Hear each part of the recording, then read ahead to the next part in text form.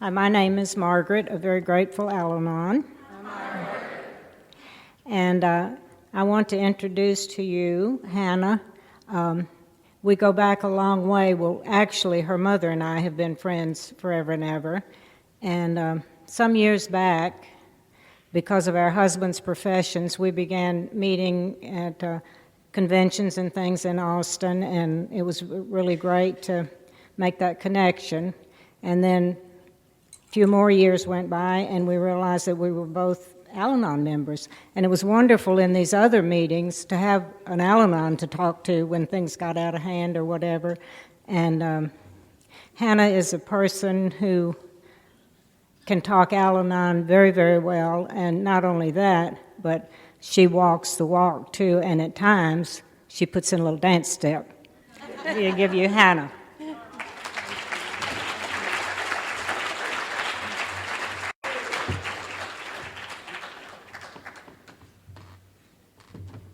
Hi, y'all. I'm Hannah, and I'm from Austin, Texas. And I'm a very grateful member of Al-Anon, and I'm a very appreciative of AA. And so I was honored that I was asked to come and tell my story. And a long time ago, my sponsor told me whenever someone asks you to tell your story, you say yes. And so that's what I'm here to do. And I would like to start with a moment of silence and do the serenity prayer. It just helps me to get centered. So,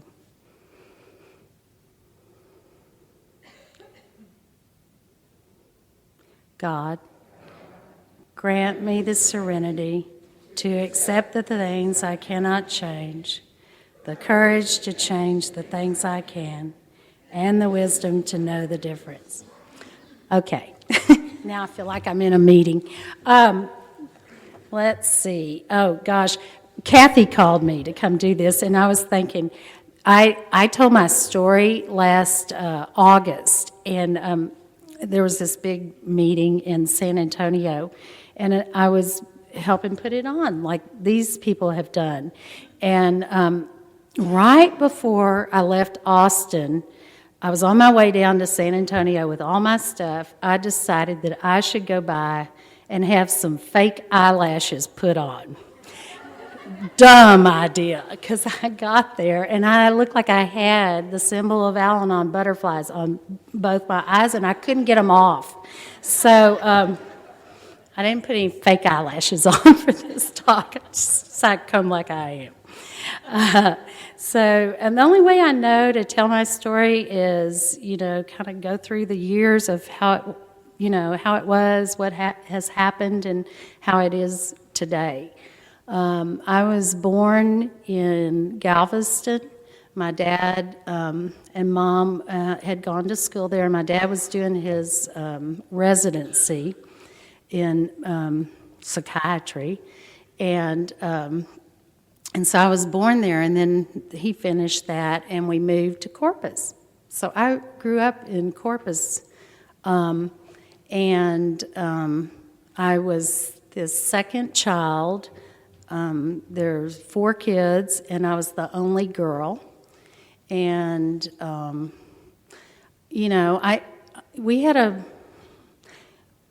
didn't have anything to compare my childhood to, but we had a fairly, what I thought was a normal household, and it was fun. We took family vacations and all those kind of things that we see on TV, on Leave It to Beaver or whatever.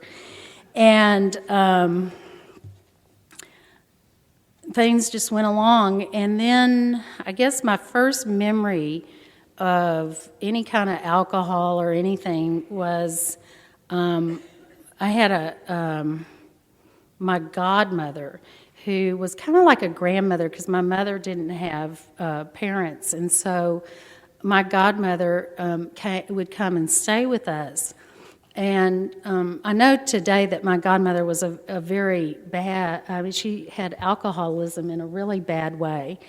And I loved her very much, but she would come, and we had a guest room downstairs, and she would stay in the guest room, and she would just be snockers. And I remember having my friends come over, and I was so excited that my godmother had come to visit, and feeling she was so wasted, and I felt embarrassed and ashamed that my godmother was drunk. And what I would do, and I learned to do this early, and I've done it most all my life, is I would instead of just saying I felt embarrassed or ashamed, I would try to make it like funny or do something else to change that feeling because I was so uncomfortable with it. Then I got, I'm not going to, since I'm 57 years old, this is going to take a while, so I don't want to spend too much time on this childhood stuff. But I got, in 5th grade, my dad had encephalitis, and he was very, very ill, and he wasn't expected to live, and it really changed the dynamics in my family. My oldest brother was in 7th grade. I was in 5th grade, so we were getting ready to be adolescents, teenagers. And so that was a pretty big deal. And then by 7th grade, I, was boy crazy. I was very outspoken, rebellious, and I remember getting on the back of a motorcycle with this guy, skipping the dance, and going for a ride on this motorcycle, and getting kicked off the student council because of bad conduct and stuff like that. So I was kind of, doing my own thing. And then, let's see, at age 14, by 14, we were going to this place called the Admiralty Club. I don't know if any of y'all are from Corpus, but it was a big hangout. And so I remember I got drunk at 14. Now, I know this is an Al-Anon story, but I got to tell you, I was right there with, I loved hanging out with people that drank and used drugs. And we were kind of all, my family, the kids are real close, so we were kind of all doing that. And I have a brother, my brother that's a year under me was also starting to experiment with, I don't even know what all, but he got heroin at a very early age and was a very quick to become addicted. So I guess the point of that is that when you're in a family with 4 kids and your parents are in the healthcare profession, and they don't know what to do. My parents had this son who, was a heroin addict, and they didn't know he was a heroin addict because of the denial and everything else that goes on. They just knew something was wrong with my brother, and so all the focus was on him and how to get him okay, And so the other 3 of us just kind of, were not the focus or anything. And I remember feeling it's really not fair that he gets all the focus on him. So I remember thinking, I'm not going to do that when I grow up and have kids. I'm not going to just put all the focus on one kid. Okay, very judgmental early. So so let's skip. I went, I graduated from high school, and then, and I was very spoiled. My parents were able to provide opportunities for me, and they were like, where are you going to go to college? And so I picked a college way away. I went to Boston. And then I dropped out the second semester. I didn't really want to be in college, but I didn't tell my parents, that kind of thing. And then, so it took me a while to figure out what I wanted to do. Finally, my dad said, listen, I'm not footing your bills anymore. If you don't go to school, then you need to get a job and, support yourself. It took him a while, but he got there. So I decided to get serious about school. I moved back here to Corpus, went to Del Mar, and then I applied to nursing school in Galveston. So I got in nursing school in 1975, and it was shortly after, I'm not even sure if I was in school, but I met my husband who there in Galveston, Butch. And so, we just had a great time. We partied, and we just, were wild and free and had a lot of fun. And then I graduated. I managed to graduate. I was not a 4.0 student, but I graduated. And then we got married in 1978, and he finished medical school, and then we moved to a little town outside of Austin, Elgin, Texas. And then in 1980, we had our first child, and Vanessa. And things were starting to really heat up there in the addiction thing. We had Vanessa in 1980, and then in 1982 or 81, Butch's mom died in December. And then, then we had our second child, Shannon, in April. The end of April. His dad, we had this birthday party for him in August. He turned 70, and on September 8th he died of alcoholism. And then a couple of days after that, his grandmother died. So he lost 3 family members in that year, and we had a baby.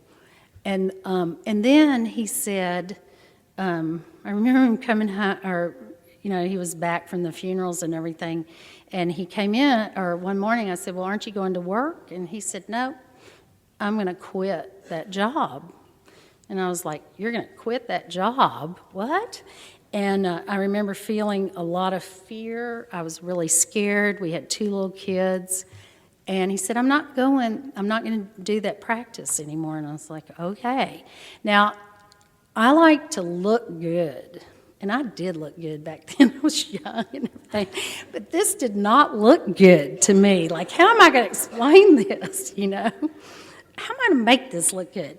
And anyway, we sold all our stuff, and we moved to Austin, and Butch got a job working over in Austin, and moved the kids. And by now, now I know his addiction was really kicking in at that point, but I didn't know that. So I'm working really, really hard to make us look good, and trying to get the trash can in on the right day and out on the right day, and, drive the right car and wear the right, just all this very superficial bullshit.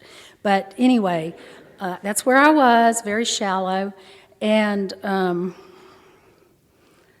then my brother shows up on our doorstep, and he had been in Thailand.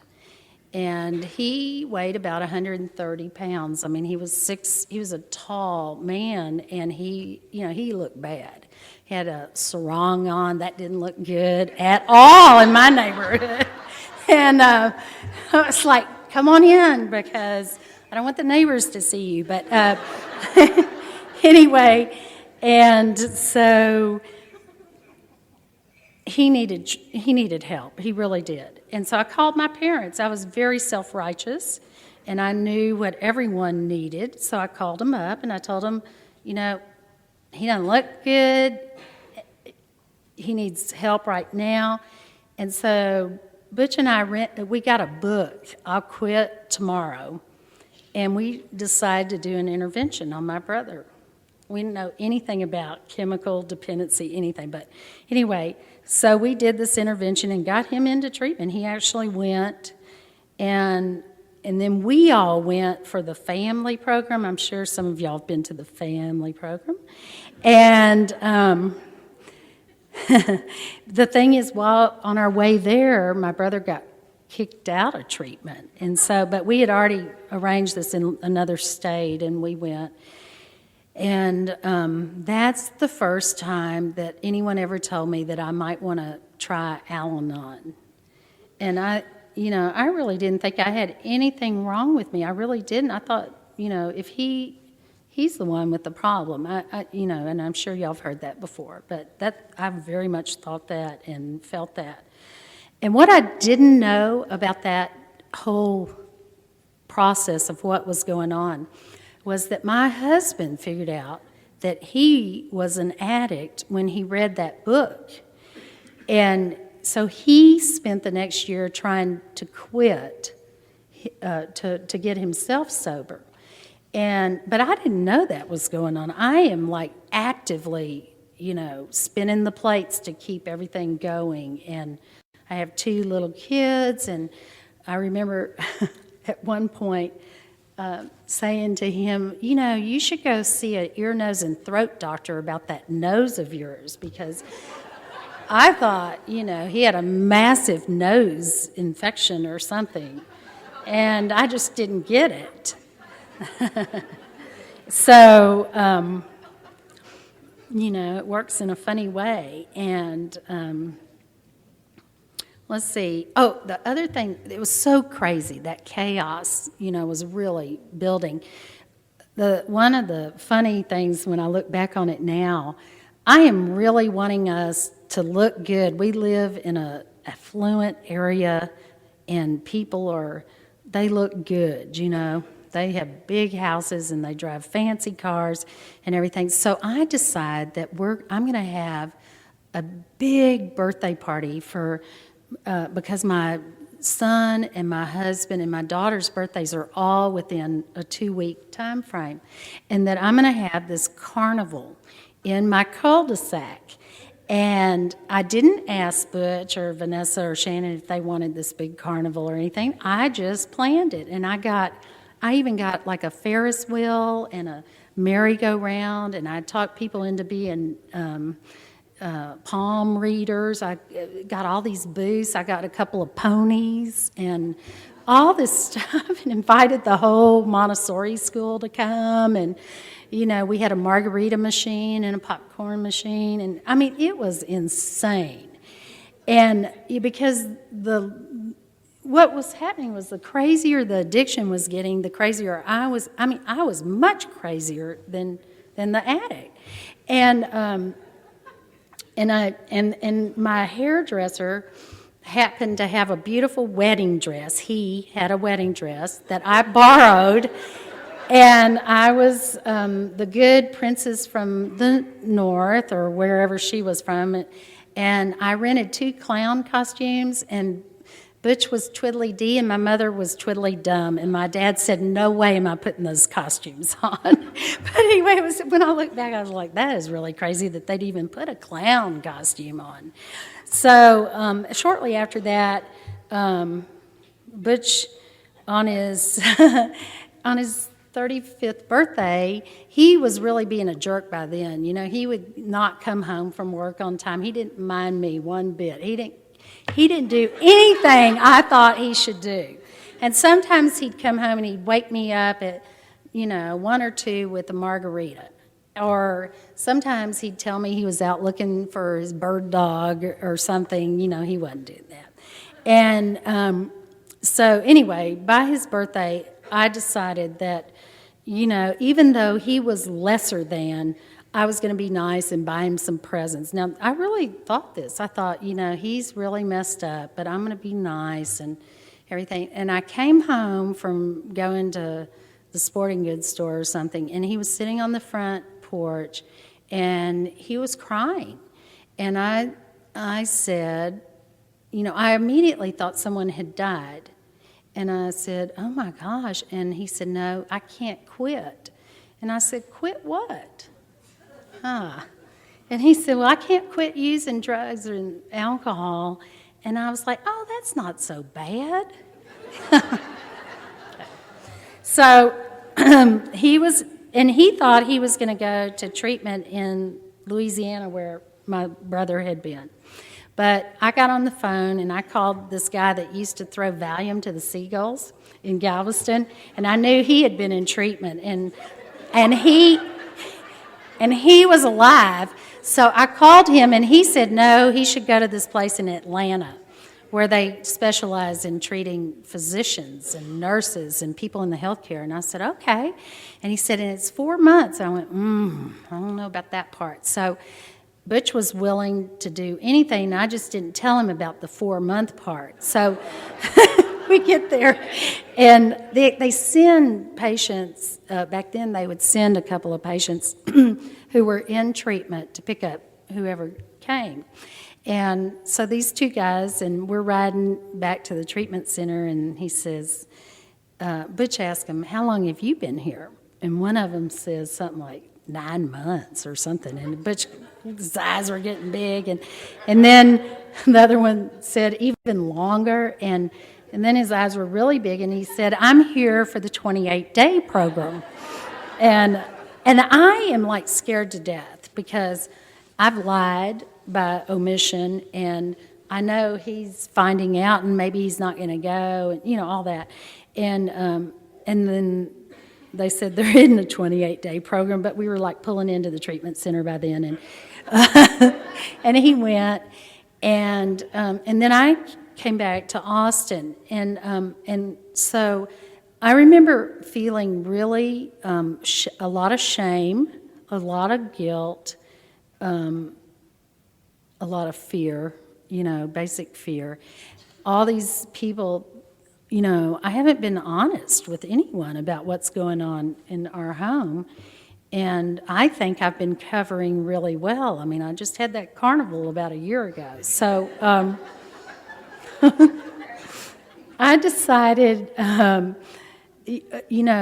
I would try out being honest when I went back for the family program, and that I'd have these taxi drivers, and I would say, my husband's in treatment for drug and alcohol addiction, and, they didn't go, oh my gosh, they said, oh yeah, my uncle or my dad or my brother or myself, I'm a friend of Bill's or whatever. And so that was my first, I guess that was my first attempt to be honest about what he was doing. I had no insight into me at that point. But anyway, and so he stayed in treatment. I got 2 things besides my first attempt to be honest. I learned that it was a disease. That was very helpful to me because I was very, very angry at him for being thinking that it was his problem. And I didn't know it was a disease. Even though I'd been to nursing school and everything, I never heard that it was a disease. And the other thing that I got was there was this Dr. Smith who was standing, he was giving a talk or something, and we were in an audience like this, big, lots of chairs, lots of people, and I had the kids there who were 3 and 5 years old. And I was a smart aleck, and I was mad. I was very angry that I was at home with this 3 and 5-year-old, and my husband was off. When you drove into this treatment center, they had these guys with chef hats on, and they had a tennis court, and it looked pretty damn nice, And I had all the bills piling up, and some poor me, victim.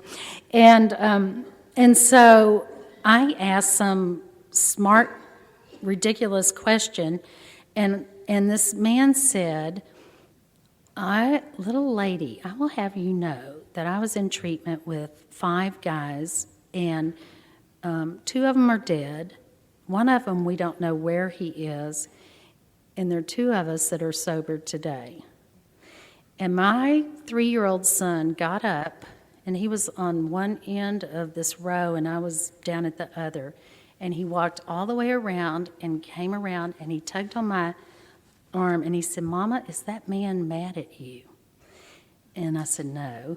But it really took that much of a forceful confrontation for me to even begin to see that maybe I needed to look at my own part. But of course, you know the way it goes. You go home, and I went to Al-Anon a little bit, and I saw this lady that I liked the way she looked. So I asked her if she'd be my sponsor when I was on the hike and bike trail, because humility was not in my vocabulary. And she said, "We can give it a try." You know, she yelled as I went past her. And then my husband got out of treatment, and he came home, and he was really busy going to AA every night and, you know, all the time. And I was not looking very good, and I was feeling pretty bad, and I thought, he's looking better than me. I better go to Al-Anon or something, because it's not fair. He leaves every night, and I have a 3 and a 5-year-old, and I'm stuck. So I went to meetings, and I don't know if my heart, that's a bad reason to go, you know. I mean, I don't know if it's a bad reason, but it was my reason for going, because he was looking better and I wasn't. My heart wasn't really sincere. And I did work the steps, kind of. I still have my first 4th step that my sponsor made me do, and I didn't have very much insight at all, but it was the best I could do. That's where I was. And then, I heard this message there. You need to get a life. I heard that from Tal, you know, when he was in treatment. I heard that man say, "You need to get your own life." And I thought, well, I do. I need to get my own life. Had another kid, my last kid in 1987, so my husband had been home about a year. And I started thinking, well, what kind of life should I get, you know? And I didn't know. I was totally absorbed in his life and in the kid's life. And so, this is so crazy. I spent about 7 years being into this. I decided I was going to do a triathlon. And so I was jogging on the hike and bike trail, and you have a lot of time to think because you're, you know, going forever. And it was Easter time, and I had just dyed Easter eggs with my kids and mixed oil with the vinegar and hot water, and it makes the eggs look like marble. And so I had put these eggs in this glass thing and then vase, and then taken off to go run. And I was thinking about those eggshells, and I thought, you know, they're just too pretty to throw away. So I went home, and I took the eggshells, and I put them on some recycled cardboard. And now this is in the late 80s, you know, early 90s, I guess. And I made earrings, and women wore these big earrings back then out of these cracked eggshells on recycled paper. And I started a business, okay? And it was called Poco Locos, Little Crazies. And I was muy loco by the time I got through that business. And I really did just take off, and I mean, I'd put cracked eggshells on everything. I took them to Fiesta in San Antonio and sold tons of them. I mean, drug the whole family there, and I mean, it was some insane times. And and then finally, I guess I'm going to see on my notes here. I think because this really starts to run together. But in that went on for about 6 years, and then my son is in middle school, and my daughter's in high school, and I close the business and everything, and I'm going to be a stay-at-home mom. Well, I have a lot of time on my hands. If I've been running this business and all this, and now I'm at home, and I start focusing on the kids, and I'm really focused on my daughter, who's the oldest, and whether or not she's, you know, drinking or using drugs and stuff. And my son that was in middle school, it was like he hit me behind the knees because I was so focused on her. They're 2 years apart. And, he started, I guess he smoked cigarette, whatever. And so I had, I was busy then because she was in high school and she was spending the night with so-and-so, and he was here and he was having so-and-so spend the night. And then there was the younger one that I forgot to teach how to swim because I was so focused on this. And that went on, and there were a lot of fights and stuff because I couldn't control the situation, and I was just nuts. And, I think my husband was probably living at AA by then because, how do you live with someone, an untreated Al-Anon, alligator, whatever. And, because they're so crazy. I was so crazy anyway. I don't know about if any of y'all, but I was so crazy, and I wasn't drinking. I was just crazy. And they, my family didn't know what they were going to come home to, if I was going to be angry, and, they didn't know. So it was pretty bad. And what got me really back to Al-Anon was my son started getting arrested and things like that started happening.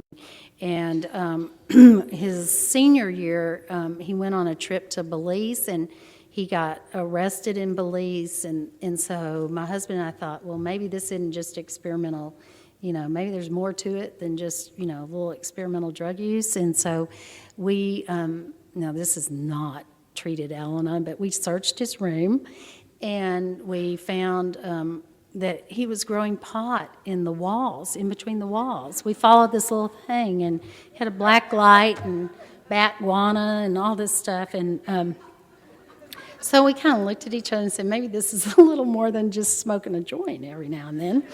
And so what we decided was that as soon as he graduated, we would make him go to treatment. That sounded pretty reasonable. And he barely graduated. I mean, he was smoking pot and he couldn't get to school and that kind of thing. And then he did graduate, and we shipped him off to treatment.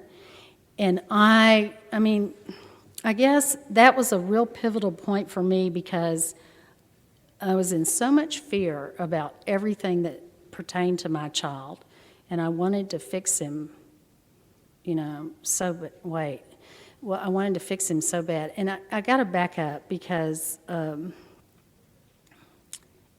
the brother that was the heroin addict, he went to treatment shortly after my husband did, and he got sober, and he did really well.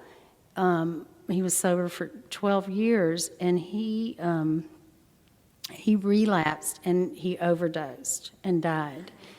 And that's the first person in my immediate family that died, and it was awful. It was awful. My parents, you're not supposed to have to bury a child, and just the whole thing. And so there was a lot. By the time my son's addiction had kicked in, I had a lot of fear. A lot of fear that my son was going to die like my brother. And fear when I'm in fear, I just look crazy. And so by the time we shipped him off to treatment, I was like, we got to save him. I don't want him to die. And he went, because he really didn't have much choice. And so he went and he came back, and then he was still using, so then we had to kick him out of the house, and that was so scary for me. I was able to do that because he had sold a car after he came back from treatment, and I thought he had money from that car.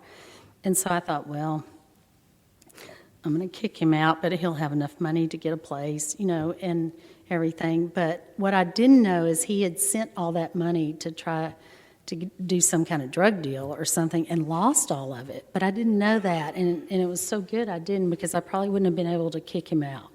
And he went right down the street and got an apartment with a friend and everything. And I could not get to Al-Anon fast enough.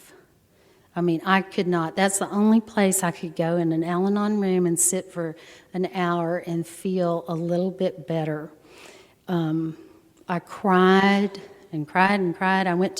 There are a lot of meetings. I'm so lucky. There's so many meetings in Austin, and I got to go to some that were small, and there were, I could feel comfortable crying. And anyway, so I went to Al-Anon. He went down the street, and he didn't go to college. And I remember going to a luncheon, and all these women were talking about their kids being at Harvard and blah, blah, blah. And my son was supposedly taking the sewage things off. And, and I remember feeling a lot of shame.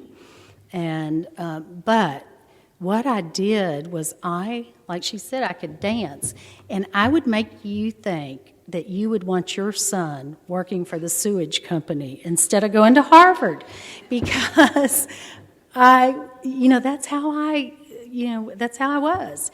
And so that went on. Then my son decided that he did want to go to college. He really did. And we were like, yes, and we'll pay for you for college because we've paid for our daughter.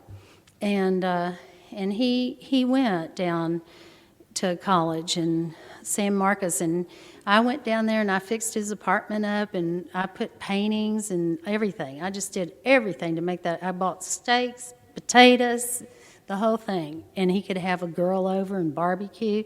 And he lasted about 2 months and got arrested. And we went down there and we moved everything back.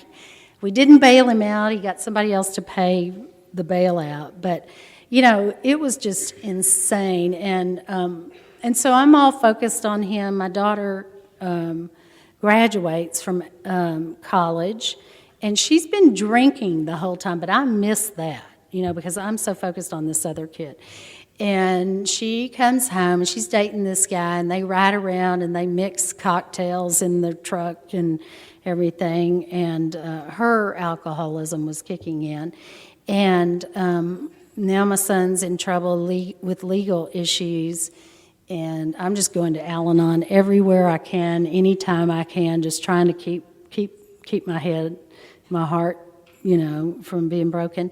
And so anyway, my daughter ends up getting sober in spite of, I did not do one thing to help her get sober, and she got sober. And my son kept spinning in his disease. And I guess a pivotal point for me was when I found the syringe. I saw the syringe. I didn't see it until I saw it. But at that point, I knew for me that I didn't want to do anything that helped him to kill himself. And I remember finding that syringe. I remember the fear. I could taste it. I could feel it in my stomach. I couldn't even tell any other family members about that in the beginning because it was so fearful. I was just consumed by it. I don't know if y'all have ever felt fear like that, but it's not fun. And so I did tell him, we did an intervention. I mean, we just sent him to treatment anytime we could and anywhere we could, and often after he got arrested, we would rescue him by sending him to treatment. And he just continued to spin out, and so it all runs together. But let me see, what year am I in? Like, I was asking, oh my gosh, I remember one time, I would try to get them all fixed up, and then I'd go to bed. And then, darn, they wouldn't be fixed up. They'd be out, looking at green Martians in the front yard or whatever. And so he was supposed to leave to go to the last place that we sent him. He was supposed to leave that next morning, and he got arrested darn, the night before. So anyway, we shipped him off. We got him out and shipped him off. And now this is, another really thinking that I know what is better for someone else. I'm playing God. And I think that when he comes home from treatment that he should live with his sister who's sober. Poor girl, So he comes home and he moves in, and, it just spiraled and spiraled. And she finally said, look, I just can't do this. It's just too hard. I can't live with him. And so we learned to release him. And so we did. And he ended up getting arrested again and having to go to prison. And when he got arrested, it was in January of 2007, and my dad was very ill in the hospital here, and my son was in jail in Austin waiting for his sentencing and stuff. And I would just drive from institution to institution, back and forth, because I would go visit my son. And then he was in a facility out in Houston.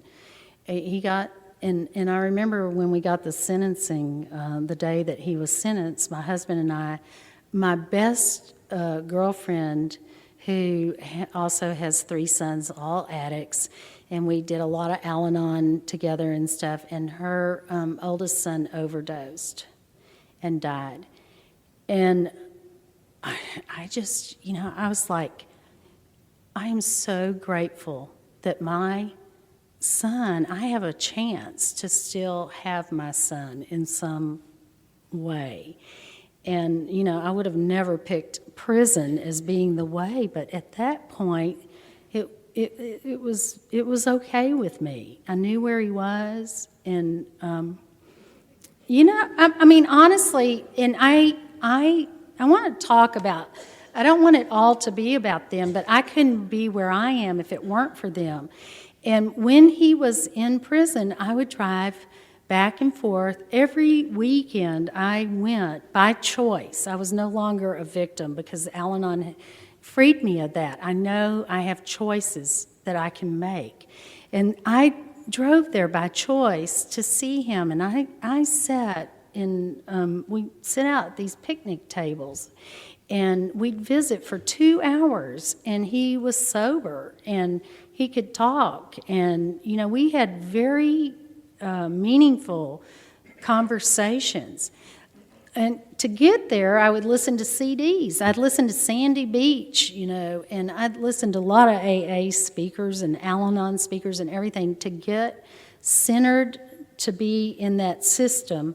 And then when I left, I would cry and I would feel sad.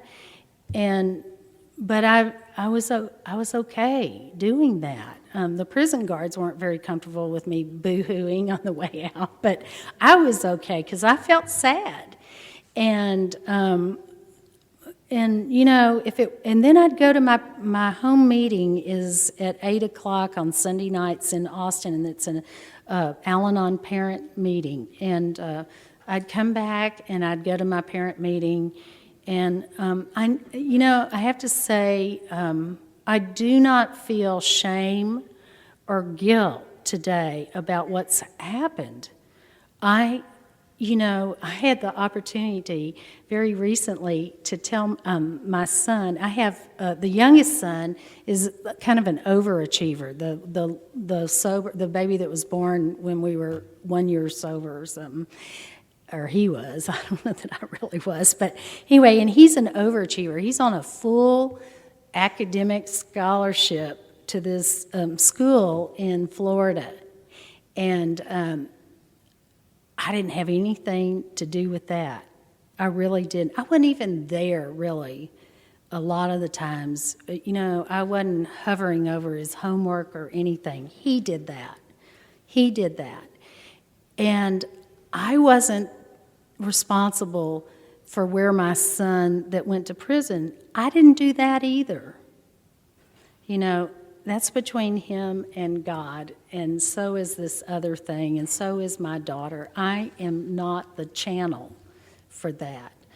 And so I had the opportunity recently. My son served his time and got out, and you know, we talk, and I had the opportunity to tell him that, you know, I am every bit as proud of you for what you've been through as I am for my youngest son, you know, looks really good on, you know, the surface. I said, you know, it's really all about the ride along the way and how what I do with my opportunities.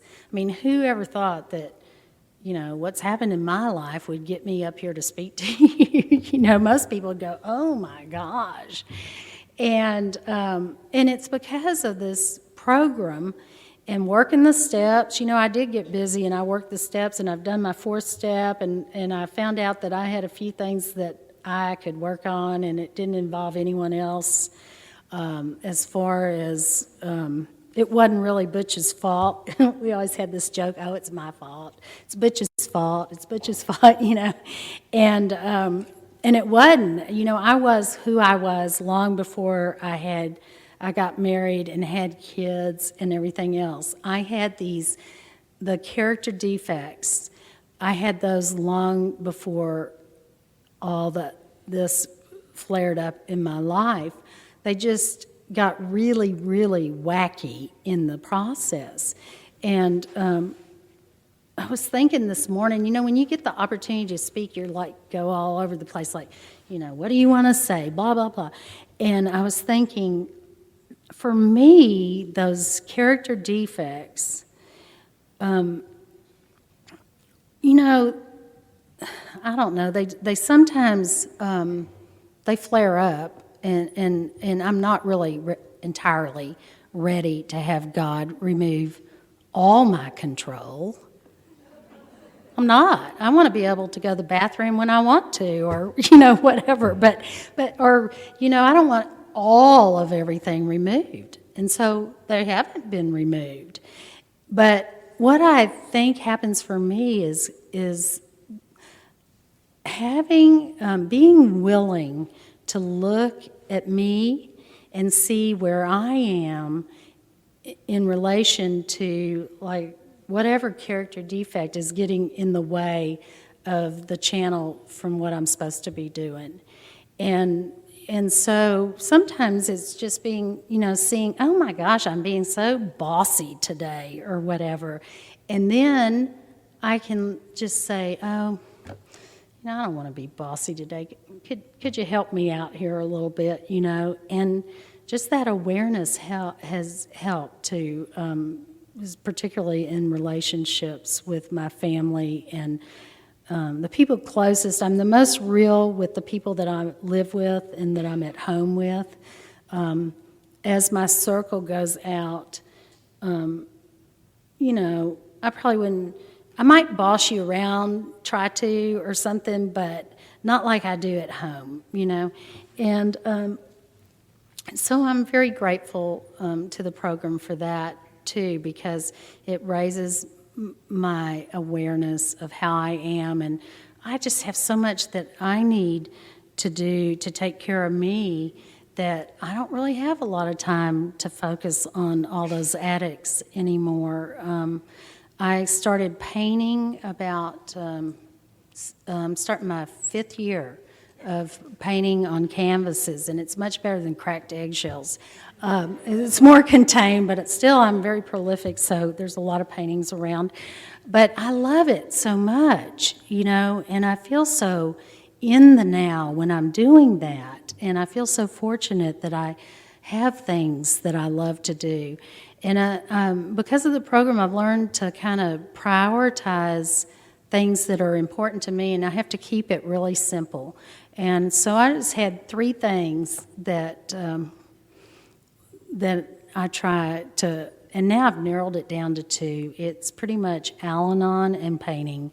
I used to have gardening in there, but I just can't get out in the yard anymore, so time-wise. And I guess my family is happy I came to the program. I know sometimes on Sunday nights, and it's getting close to the time for me to go to my meeting, I'll think, that old thinking, like, oh, I should stay home and be a good mom and a good wife. And they never tell me to stay home. They never have. They're always like, aren't you going to your meeting? And the other thing is, the program has allowed me to have more honest relationships with my family. My daughter, who's been sober now for a while, like 5 years, I think coming on 6 or something. And if I want to know the truth, and I can't get someone in my Al-Anon program, she works a bunch of programs, and I'll call her. And, recently I had I'm trying to think of the most recent obstacle.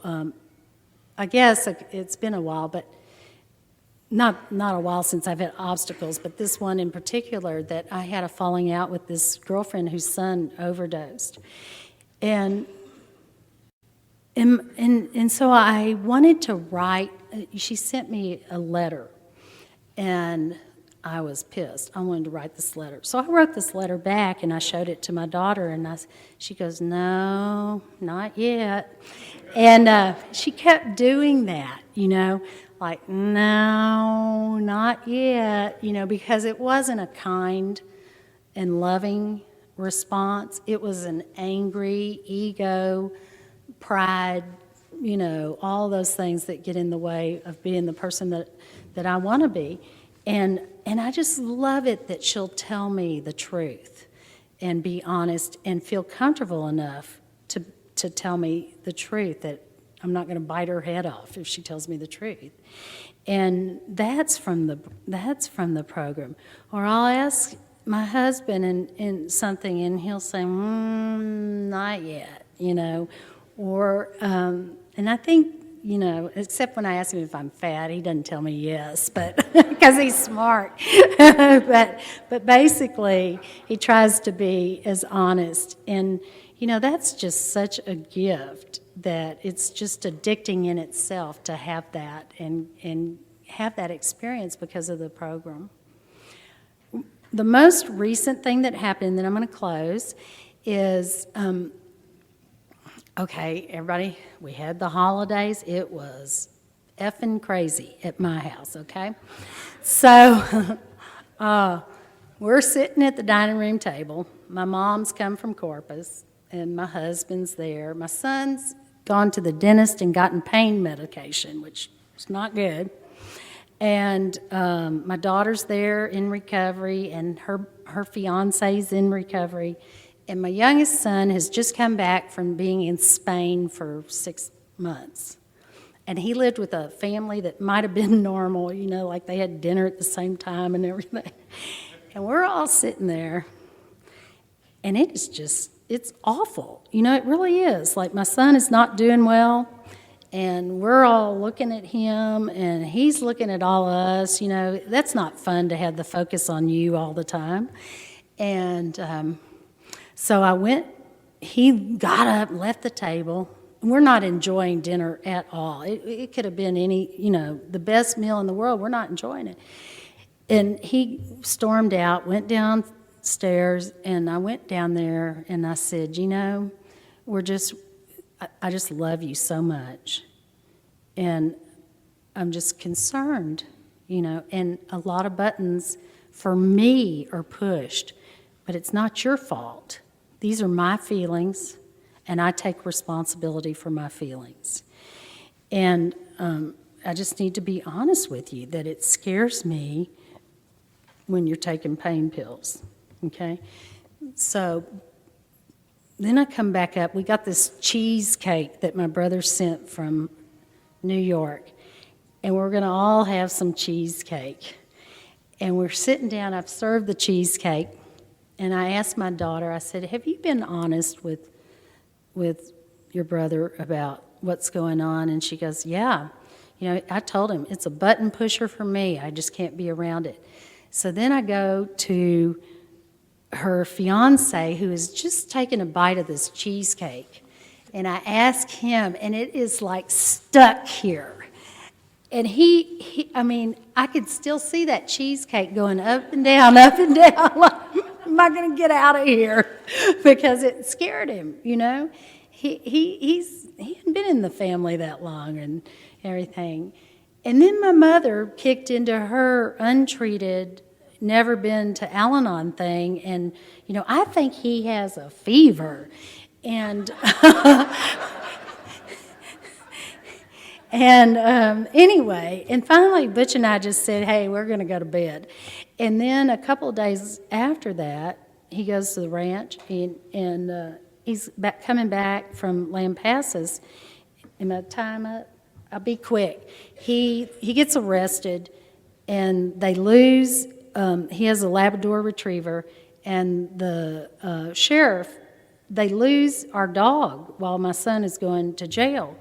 And so we're like beside ourselves, and we spent 6 days looking for Hondo.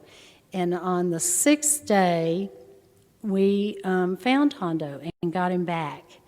And, you know, it's a miracle. And my son, you know, he's not in jail today that I know of, but I'm not in jail at all ever, irregardless of where I am. And I hope this reaches someone with something. But I thank you so much for the opportunity, the wonderful accommodations, the Cracker Jacks that I ate all of.